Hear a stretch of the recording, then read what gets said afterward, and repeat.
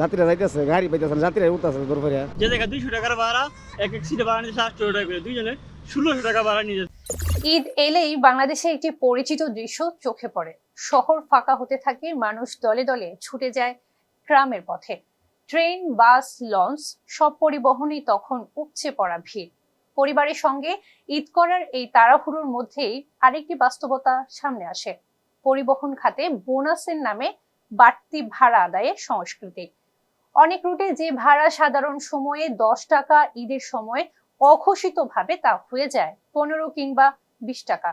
কোথাও কোথাও নির্ধারিত ভাড়ার চেয়েও অনেক বেশি টাকা দিতে হয়। যে জায়গায় 200 টাকার ভাড়া, এক এক সিটে ভাড়া নিচ্ছে 800 টাকা করে, দুইজনে 1600 টাকা ভাড়া নিয়ে যাচ্ছে। যাত্রীরা জানেন এটা নিয়ম বহির্ভূত, তবু তারা প্রতিবাদ করেন না, কারণ সামনে ঈদ।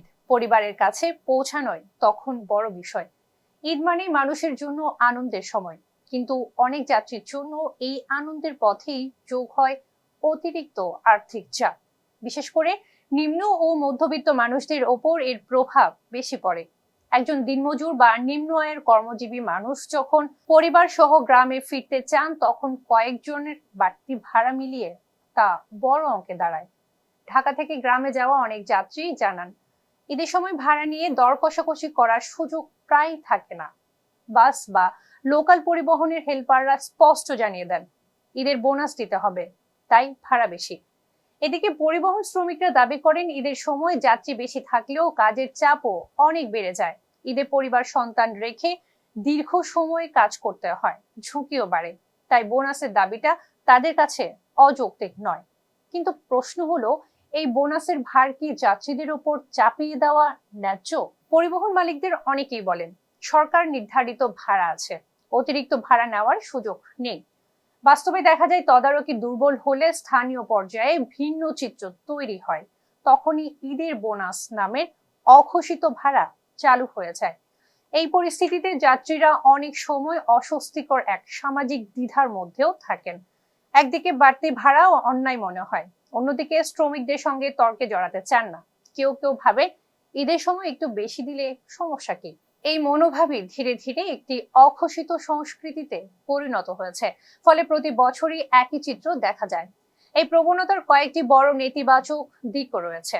প্রথমত, এটি পরিবহন খাতে অনিয়মকে স্বাভাবিক করে তোলে।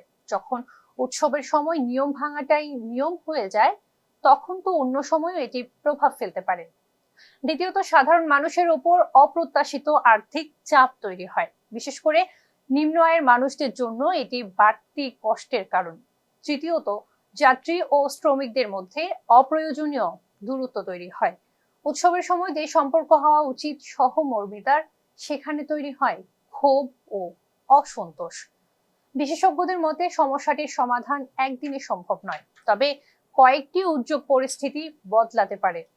সরকার নির্ধারিত ভাড়ার কার্যকর তদারকি বাড়ানো জরুরি।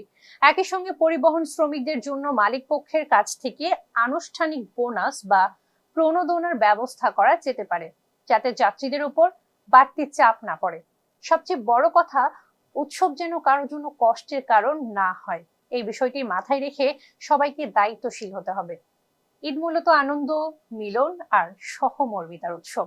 এই উৎসবের পথে যদি যাত্রীদের ওপর অঘোষিত ভাড়ার বোঝা চাপানো হয়, তবে সেই আনন্দের রং কিছুটা হলেও ফিকে হয়ে যায়। পরিবহন খাতের সঙ্গে সংশ্লিষ্ট সবার সচেতনতা এবং কার্যকর নজরদারি থাকলে হয়তো একদিন ঈদের যাত্রা হবে সত্যিকারের স্বস্তির, যেখানে উৎসবের আনন্দ থাকবে, কিন্তু অতিরিক্ত ভাড়ার চাপ থাকবে না।